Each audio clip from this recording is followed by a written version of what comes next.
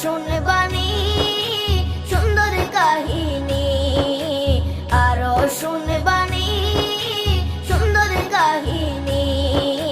জান্নাতের ওই রুমে রুমে লেখা নবীর নাম, জান্নাতের ওই রুমে রুমে লেখা নবীর নাম। নবী রহমতে আলম নূরে মুজাসসম, রহমতে আলম নূরে মুজাসসম। সাহাবীরা আতর বানায় ওই নবীজির ঘাম, সাহাবীরা আতর বানায় ওই নবীজির ঘাম।